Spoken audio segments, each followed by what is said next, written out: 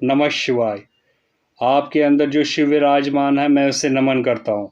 दोस्तों, आज हम वर्चुअल यात्रा करेंगे गौतम नाग अनंतनाग कश्मीर की। ये गौतम ऋषि की तपोभूमि, जब उन्हें गौ हत्या लगा। गौ हत्या लगने के बाद ऋषि गौतम जी ने यहाँ आके तपस्या की और गौ हत्या से मुक्ति पाई।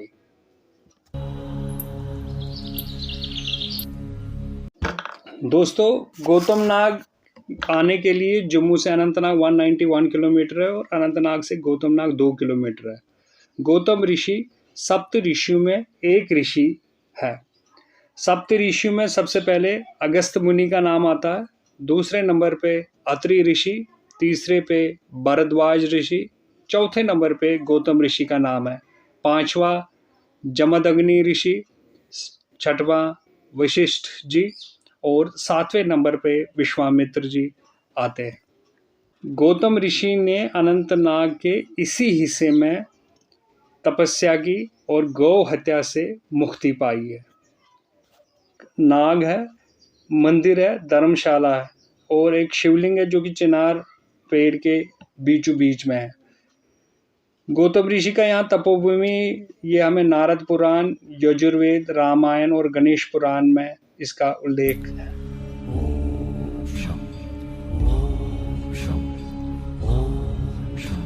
गौतम ऋषि की शादी अहिल्या से हुई है, जो कि ब्रह्मा जी की बेटी थी। अहिल्या मोस्ट ब्यूटीफुल वुमेन थी।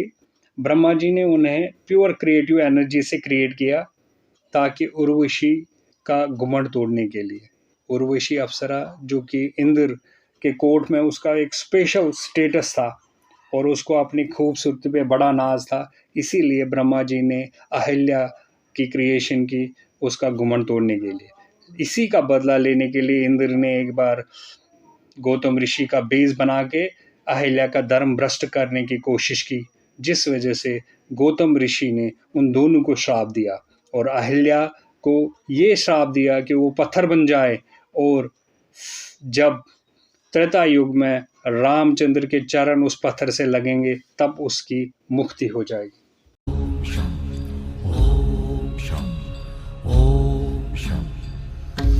शिव शंभो ओम शं ओम शं ओम शं शिव शंभो ओम शं। ऋषि गौतम त्रेता युग में भी थे और द्वापर युग में भी थे। द्वापर युग में जब महाभारत की जंग चल रही थी तो ऋषि गौतम जी द्रोणाचार्य के पास गए और उनको कहा कि आप ये धर्म, जो युद्ध है, ये धर्म युद्ध के खिलाफ लड़ रहे हो, इसलिए आप अपना शरीर त्यागे और स्वर्गलोक को जाए। इसीलिए द्रोणाचार्य ने अपने आप को फिर मरवाया। महाभारत में जो कृपाचार्य थे उनके भी ऋषि गौतम थे और जो गोदावरी रिवर है उसके फादर भी गौतम ऋषि ही। शास्त्रों में इसका वर्णन है कि एक बार 12 साल तक अकाल पड़ा और उस अकाल के पीरियड में गौतम ऋषि जी ने ही सारे ऋषियों की जान बचाई और उनका पालन पोषण किया, क्योंकि गौतम ऋषि के आश्रम में उस अकाल का कोई भी असर नहीं। शिव शंभो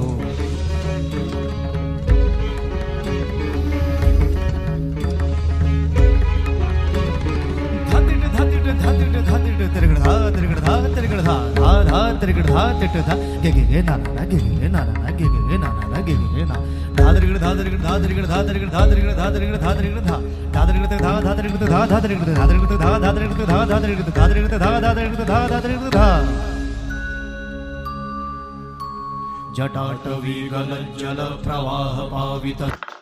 उस अकाल के बाद कुछ ऋषि गौतम ऋषि से जलने लगे और उनका तप भंग करने के लिए उन्होंने एक बूढ़ी गाय को गौतम ऋषि जी के आश्रम के बैक साइड उसे बांध लिया, जो कि गौतम ऋषि जी को पता ना लगा और उस गाय की वहाँ पर मृत्यु हुई।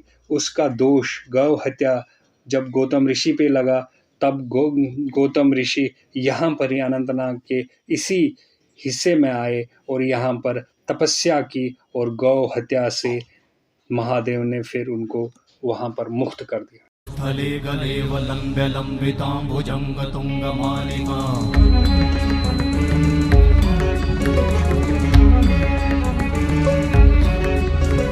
जटाटवीगलज्जलप्रवाहपावितस्थले गलेव लम्ब्य लम्बितां भुजङ्गतुङ्गमालिका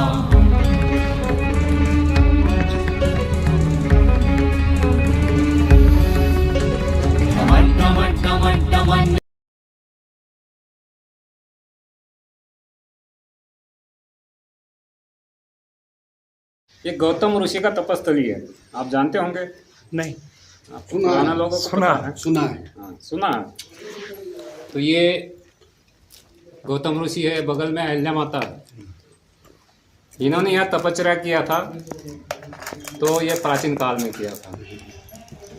और उसके बाद में या रामानंदाचार्य वगैरह इन्होंने ये इसका निर्माण किया।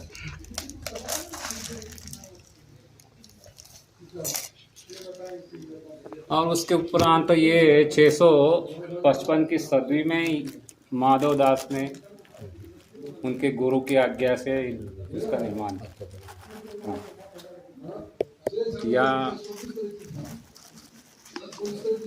इनके सारे शिष्य लोग तो कश्मीरी हैं, ऐसे बाहर के भी हैं, आते हैं, कोई दिल्ली से आते हैं, कोई नीचे से भी आते हैं।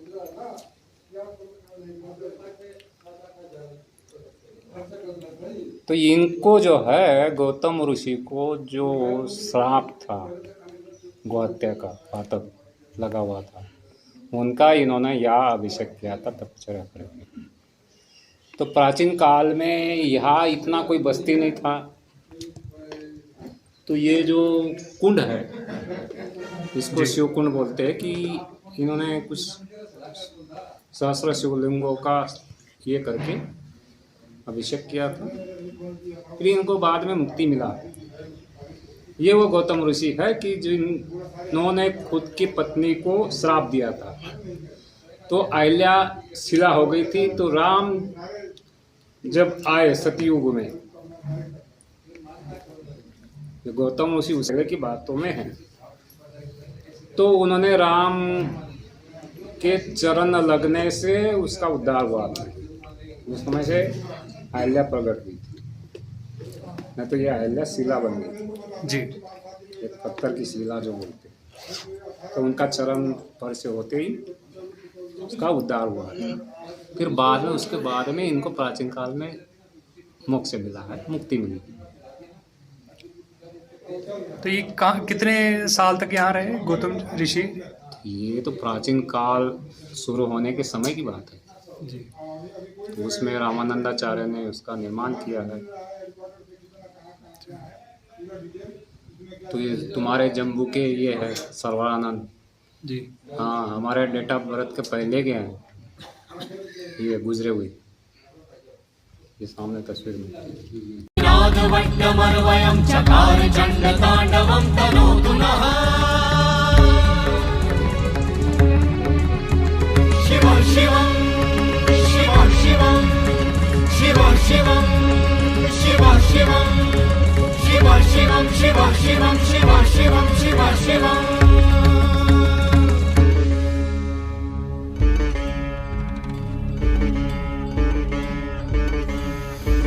जटाकटाः सम्भ्रमा भ्रमन्निलिम्प निर्झरी विलोलवीचि वल्लरी विराजमानमूर्धनि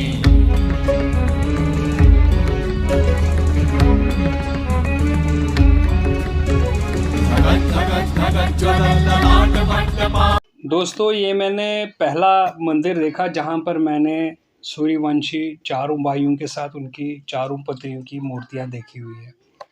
राम, सीता, लक्ष्मण जी उर्मिला, भरत, मंदवी और शत्रुघ्न श्रुतिकृता, ये चारों पति पत्नियों की मूर्तियाँ यहाँ पर लगी हैं। श्लोक है जो पंच कन्याओं के बारे में, जिनका सिमरन से ही पापों का नाश होता है। श्लोक है, अहिल्या, द्रौपदी, सीता, तारा, मंदोदरी तथा पंच कन्या सिमरन्तम महापाटिकम, यानी 5 कन्याएं जो है अहिल्या, तारा, सीता, द्रौपदी, मंदोदरी, इनका नाम सिमरन से ही पापों का नाश होता है। बाहर आते ही एक दूसरा मंदिर है जहाँ पर दक्षिणेश्वर महालिंग की स्थापना की हुई है।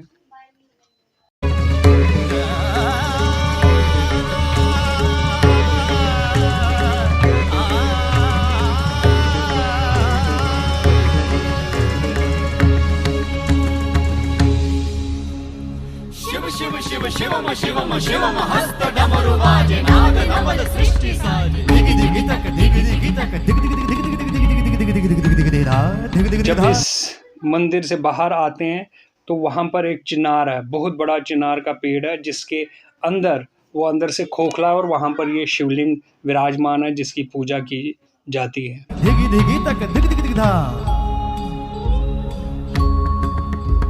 शिव शंभो कर त्रिशूल भंग करत पाप मूल विराजित है चंद्रभान अद्भुत लोचन विशाल हे दयाल हे कृपा। दोस्तों इस मंदिर को फरवरी 1986 में जलाया गया था, उसके बाद इसको फिर रीबिल्ड किया गया और आज इस मंदिर की हिफाजत के लिए वहाँ पर एक आर्मी की टुकड़ी है जो इस मंदिर की देखभाल करती है और एक पुजारी है जो इस मंदिर का देख रेख करते हैं। दोस्तों वीडियो ख़त्म करने से पहले आपसे रिक्वेस्ट है कि वीडियो को सब्सक्राइब, लाइक और शेयर ज़रूर करें और कमेंट बॉक्स में हर हर महादेव ज़रूर लिखें और ये भी बताएं कि नेक्स्ट वर्चुअल यात्रा आप कहाँ की करना चाहते हैं। तब तक के लिए नमः शिवाय, हर हर महादेव। नमः शिवाय।